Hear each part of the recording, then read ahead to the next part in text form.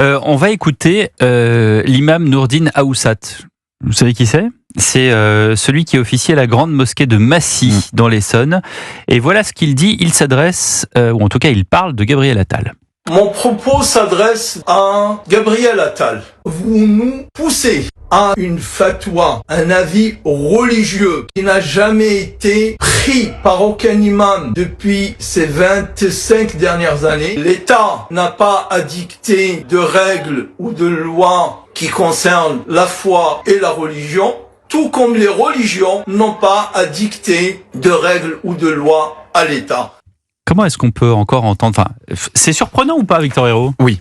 Enfin, oui on s'y habitue. Ce qui est surprenant, c'est qu'on s'y non, habitue. il faut surtout pas s'y habituer. Oui, je suis bien d'accord avec vous, Voilà. mais il y en a qui le font. Alors celui qui ne doit pas s'y habituer, a priori, c'est Gabriel Attal. On n'a pas entendu sur le sujet. Non, on sait par cette information Europe 1 que Bruno Retailleau a saisi la justice, mais exactement. J'ai pu discuter avec son entourage. Il y aura probablement donc un dispositif de sécurité qui va être décidé justement par les services du ministère de l'Intérieur pour protéger Gabriel Attal. Je suis sûr que Bruno Retailleau le défend mieux qu'Emmanuel Macron. J'allais y venir justement. Dispositif de sécurité dont on n'aura pas davantage de détails, évidemment pour des questions de sécurité propres à Gabriel Attal.